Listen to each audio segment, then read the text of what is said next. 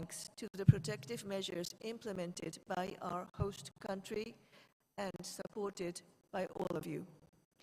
I thank the government of Indonesia for graciously, generously hosting us, and thank you all for being here. And it is now my honor to invite Ms. Amina Mohammed, Deputy Secretary General of the United Nations, to give her remarks. Madam, you have the floor.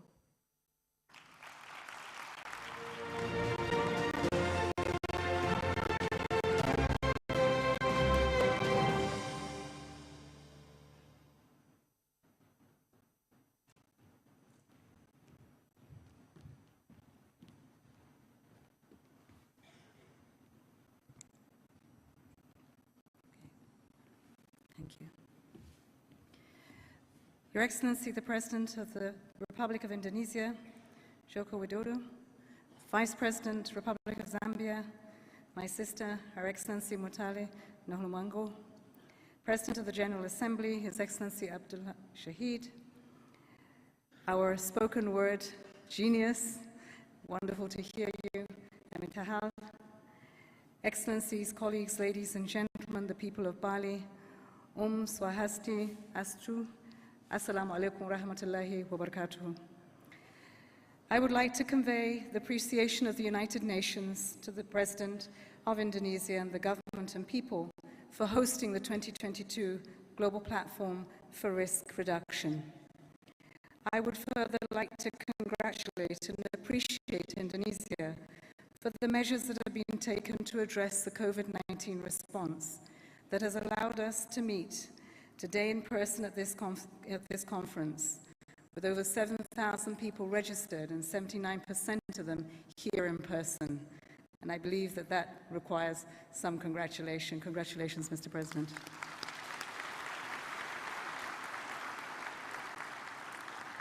Vaccinating a population of 270 million is a huge feat, and we applaud the leadership of Indonesia for its vaccine program, for keeping everyone safe and reacting and responding to the COVID-19 pandemic. Indonesia is a critical partner that has much to teach the world about disaster risk reduction. Your willingness to host this important gathering is a testament to the leading role that you play in sustaining development and climate action. Thus, I am really honored and pleased to see increasing collaboration between UN agencies to address the growing disaster and climate risks in fragile contexts and to strengthen the humanitarian development peace nexus. This is where the vulnerable have the most risk of being left behind. This is the first global platform since the onset of the COVID-19 pandemic. It takes place as global crises are multiplying, with the devastating effects particularly on the poorest and the most vulnerable. People around the world are experiencing the impact of the climate emergency on a daily basis. The war in Ukraine is contributing to sky-high food, rocketing prices and energy prices with serious implications for the global financial system. At the same time, we face the constant threat of other disasters too. If things continue as they are, we will experience a 1.5 medium to large-scale disasters every single day by 2030. As it stands, disasters are already wreaking havoc in our efforts towards attaining the Sustainable Development Goals. Our decisions and actions can inadvertently influence our risk and exposure. This 7th session of the Global Platform, under the theme, From Risk to Resilience, towards sustainable development for all in a COVID-19 transformed world, therefore takes on additional significance. Mr. President, Excellencies, colleagues, ladies and gentlemen, over the next 3 days, we have a unique opportunity to consider the best policy options to move from risk to resilience and to take important steps to ensure that the recovery from COVID-19 puts us back on track for a safe and sustainable future. The 2030 Agenda and its 17 goals provide us with a comprehensive framing. We need to act at scale, just global crisis and living memory into action. We must secure better coherence and implementation of the humanitarian development nexus. That means improving risk governance because despite our efforts, risk creation is outpacing risk reduction. While many efforts are being made by governments around the world, we do not yet have the governance frameworks in place to manage the risks adequately, whether from a global pandemic or a tsunami, or to mitigate their impact. The 2022 Global Assessment Report that I recently launched in New York sets our ways in which governance systems can evolve before they turn into full-blown disasters. This includes jointly developing risk analysis and investing in coordination and data infrastructure that enables knowledge sharing and joint anticipatory action. Such investments will help us to navigate complex risks earlier, faster, and in a more targeted and efficient manner. Third, we need to focus on the least developed countries and on small island developing states that suffer disproportionately when disasters strike. Disasters in these countries can wipe out decades of development and the isolated. One concrete example is the provision of early warning systems, a feasible and effective adaptation measure that provides more than a tenfold return on investment. Although just one can reduce the damage caused by 30%, less than half WMO member states have such systems in place today. The Secretary General, Antonio Guterres, has asked the World Meteorological Organization to present an action plan at the next UN climate conference in Egypt within 5 years. Fourth, public and financial sectors must be risk-proofed. We need to think resilience, account for the real cost of disasters, and incentivize risk reduction to stop the spiral of disaster losses. We also need to factor disaster risk reduction into our financial frameworks. Alternative measurements beyond gross domestic product, GDP, should take account of disaster risk and resilience.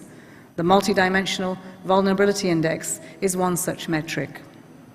Your Excellency, Mr. President, Excellencies, ladies and gentlemen, the world is looking to this forum for leadership, wisdom, experience, and expertise.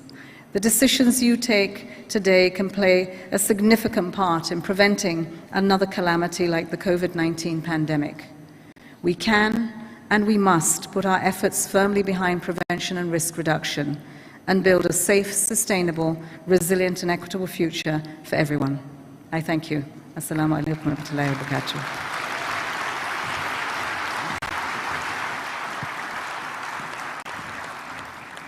I thank you, Ms. Amina Mohammed, Deputy Secretary General of the United Nations, and invite the President of the General Assembly of the United Nations to provide his opening remarks.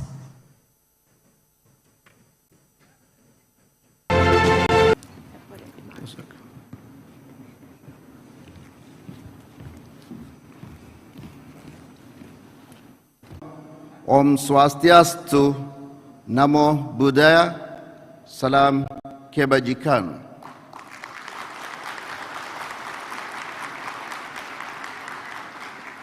His Excellency Bapak President Joko Widodo, President of the Republic of Indonesia, Her Excellency Amina Mohammed, Deputy United Nations Secretary General, my dear sister Retno Marsudi, Foreign Minister of Indonesia, His Excellency Muhajir Effendi, Development and Culture Minister, USG Mami Mizutori, and Governor of Bali, His Excellency, and efforts made by the Indonesian government under the leadership of His Excellency Bapak President Joko Widodo to fight COVID-19 and to put the country back on the recovery track.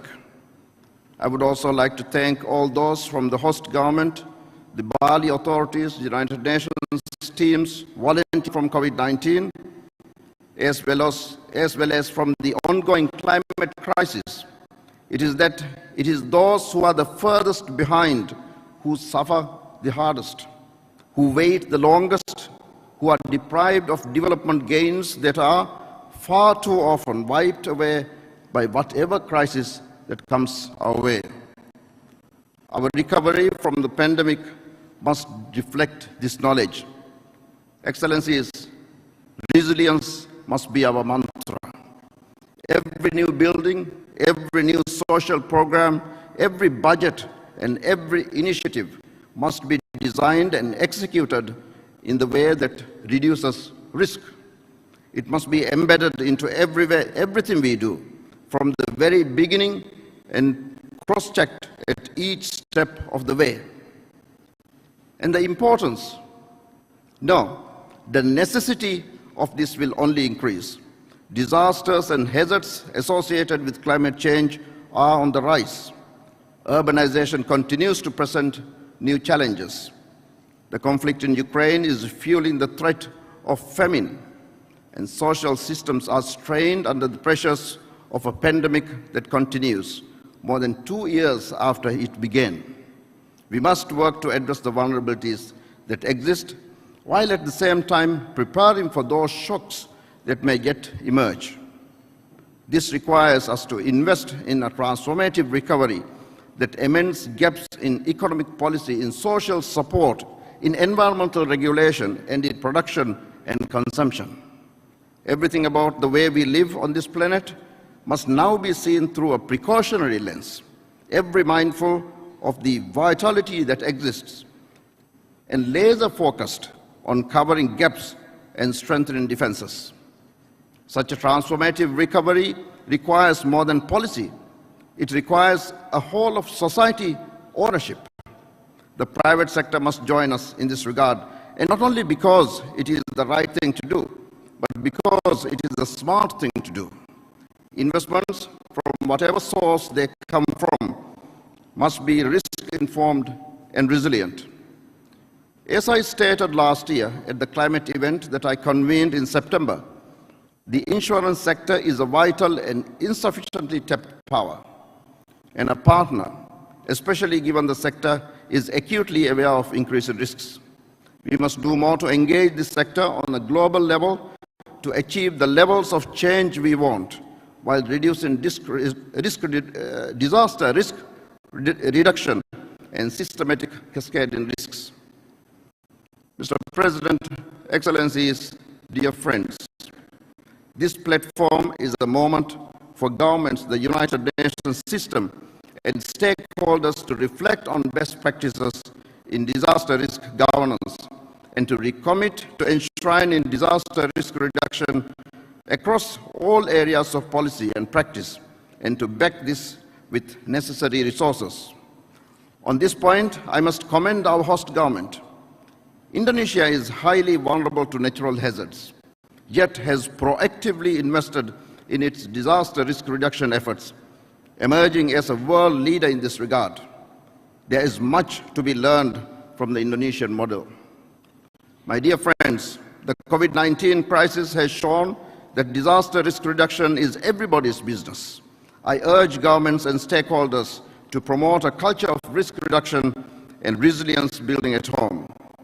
This includes nurturing young academics, scientists, and professionals working on disaster risk reduction. It includes adopting legislation and creating incentives for the private sector, both domestic and international, to ensure their business operations reduce them rather than create. It involves enforcing regulations for resilient infrastructure, resilient health and education systems, and it ensures the empowerment of and mobilization of parliamentarians, local governments, community leaders, and women and local communities as advocates for disaster risk reduction. Ladies and gentlemen, 1 year from now, we will meet in New York for the midterm review of the Sendai framework for disaster risk reduction. Let us accelerate our efforts towards the achievement of the priorities of the Sendai framework, understanding risk, planning for risk, and reducing risk. Let us join efforts to build back better. Together, ladies and gentlemen, we can make our world safer, more prosperous for everyone. I thank you. Terima kasih.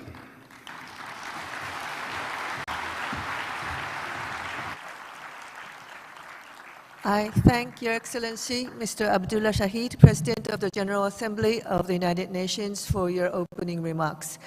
And now I invite His Excellency, Mr. Joko Widodo, President of the Republic of Indonesia, to provide his opening remarks.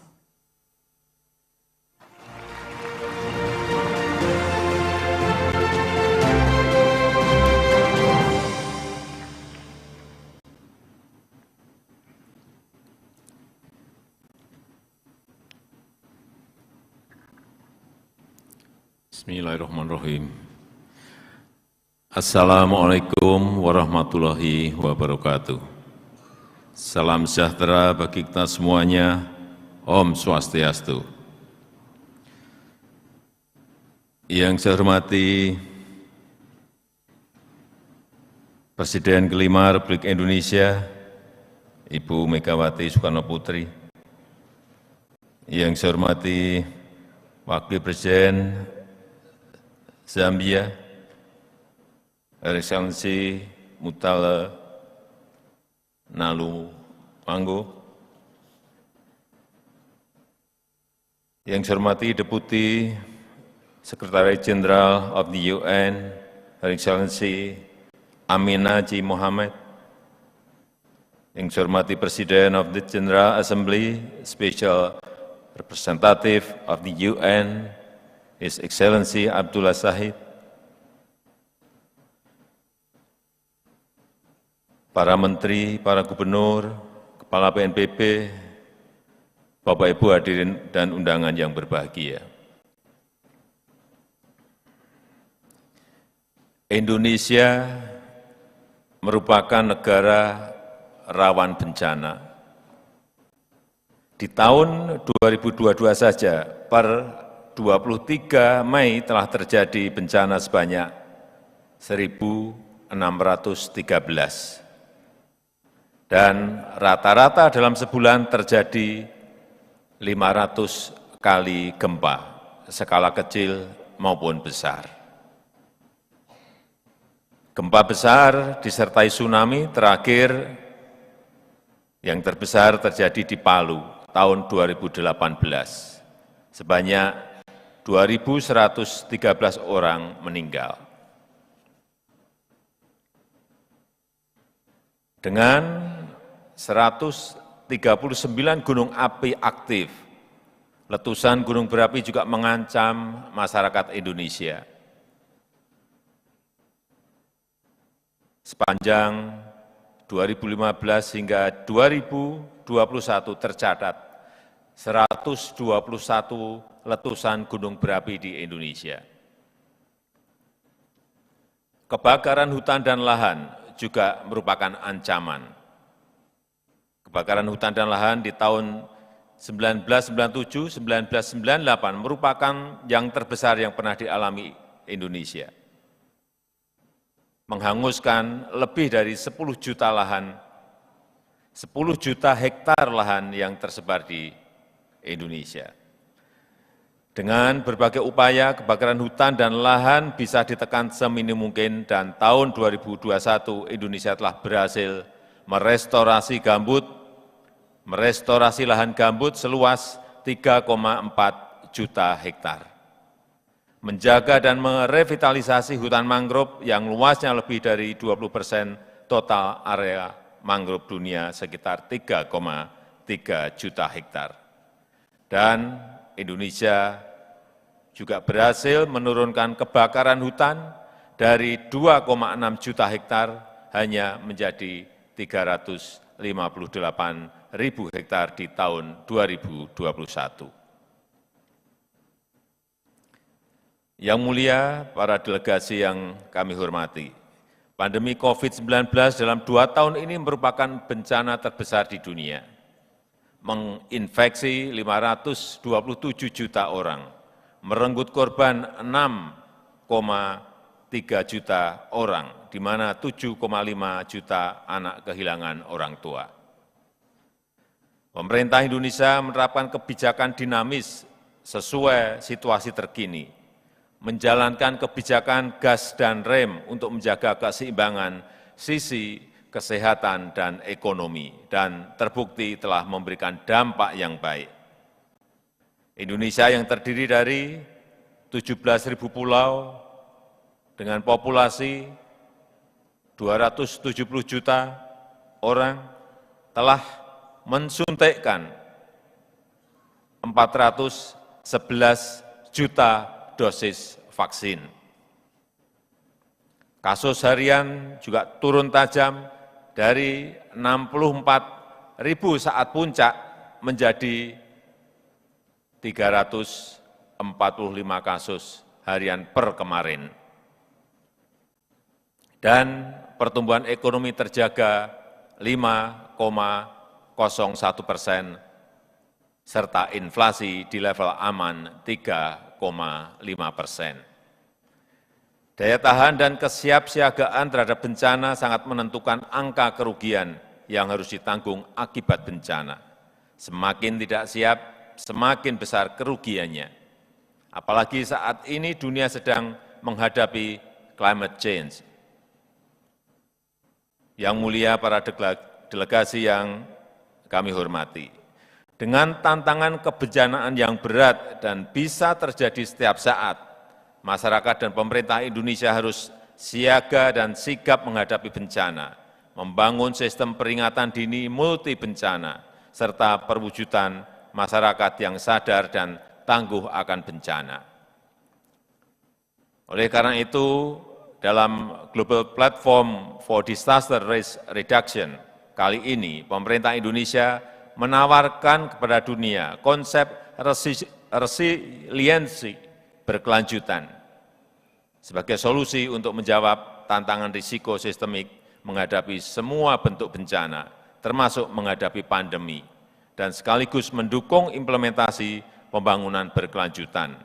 Pertama, kita harus memperkuat budaya dan kelembagaan siaga bencana yang antisipatif, responsif, dan adaptif menghadapi bencana, pendidikan aman bencana, serta kelembagaan pemerintahan dan sosial yang sinergis dan tanggap terhadap bencana harus menjadi prioritas kita bersama. Yang kedua, setiap negara harus berinvestasi dalam sains, teknologi, dan inovasi, termasuk dalam menjamin akses pendanaan dan transfer teknologi. Akses pendanaan merupakan isu yang penting yang harus kita tangani secara serius. Indonesia menyusun strategi pendanaan dan asuransi bencana dengan membentuk dana bersama atau pooling fund, serta penggunaan dana pembangunan di tingkat desa melalui dana desa untuk mendukung upaya mitigasi dan kesiapsiagaan. Yang ketiga, membangun infrastruktur yang tangguh bencana dan tangguh terhadap perubahan iklim. Selain mitigasi infrastruktur fisik seperti dam, pemecah ombak, waduk dan tanggul, infrastruktur hijau seperti hutan mangrove, cemara udang di pantai dan vetiver untuk anti longsor, serta pembangunan ruang terbuka hijau harus menjadi bagian dari prioritas pembangunan infrastruktur. Perlindungan kepada masyarakat kelompok rentan yang bertempat tinggal di wilayah berisiko tinggi harus mendapatkan perhatian serius. Keempat, kita harus berkomitmen untuk mengimplementasikan kesepakatan global di tingkat nasional sampai tingkat lokal. Kerangka kerja Sendai, kesepakatan Paris, dan SDGs merupakan persetujuan internasional yang penting dalam upaya pengurangan risiko bencana dan perubahan iklim. Saya mengajak seluruh negara untuk berkomitmen dan bersungguh-sungguh untuk mengimplementasikannya. Yang mulia, para delegasi yang saya hormati, pengurangan risiko bencana adalah investasi efektif untuk mencegah kerugian di masa depan. Karena itu, kami menegaskan komitmen Indonesia untuk melaksanakan kerangka kerja Sendai serta komitmen internasional lainnya. Indonesia juga siap berbagi pengalaman dan pengetahuan dalam mitigasi bencana. Sebagai negara rawan bencana, Indonesia mempunyai akumulasi pengetahuan dan pengalaman yang bisa menjadi pelajaran penting bagi dunia. Tapi Indonesia juga sangat ingin belajar dari pengalaman internasional. Let's work together to mitigate the risk of disaster for a better life, today and tomorrow. That's all from me in this special occasion by reciting Bismillahirrahmanirrahim, the 7th session of Global Platform for Disaster Risk Reduction in 2022 is officially open. Terima kasih. Assalamualaikum warahmatullahi wabarakatuh. Please stay. I thank Your Excellency, Mr. Joko Widodo, the President of the Republic of Indonesia, for his opening remarks. Now I'd like to ask our Master of Ceremony to guide us through the next part of our opening ceremony. Thank you very much. Thank you, Ms. Bizutori. We kindly request President Joko Widodo to remain on stage. We're inviting right now to join on stage United Nations Deputy Secretary General, President of United Nations General Assembly, Special Representative of the Secretary General for Disaster Risk Reduction, Indonesian Coordinating Minister of Human Development and Cultural Affairs, Indonesian Minister for Foreign Affairs, Indonesian Head of National Disaster Management Authority, United Nations Resident Coordinator for Indonesia. Kindly join on stage for the striking of the commemorative Kulkul bamboo instrument, a traditional bamboo instrument used by various communities in Balinese society. Like a bell, it is used to indicate the time of a gathering to call the people to action. Kulkul can be said as a symbol of organization in Balinese society, and despite the presence of telephone and radio, it is still the most effective means of communications today. So, ready, Excellencies? Allow me to count.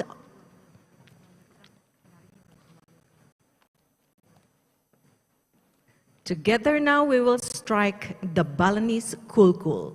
3, 2, 1.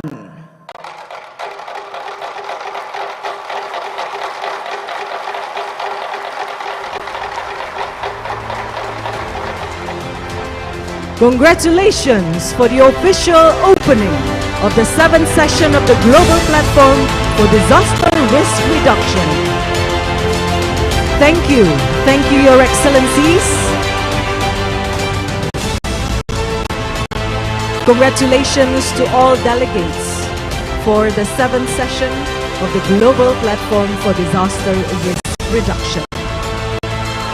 From risk to resilience, towards sustainable development for all in a COVID-19 transformed world. Ladies and gentlemen, this concludes the opening ceremony. Please rise as the President, Mr. Joko Widodo, is leaving the venue. Let's give a warm applause. Thank you very much to the President of the Republic of Indonesia, to United Nations Deputy Secretary General, to President of United Nations General Assembly, to Special Representative of the Secretary General for Disaster Risk Reduction, to Indonesian Coordinating Minister for Human Development and Cultural Affairs, Indonesian Minister for Foreign Affairs, Indonesian Head of National Disaster Management Authority, and the United Nations Resident Coordinator for Indonesia. Congratulations, ladies and gentlemen. We wish you a fruitful deliberation and meeting ahead. Terima kasih, thank you, and have a wonderful day.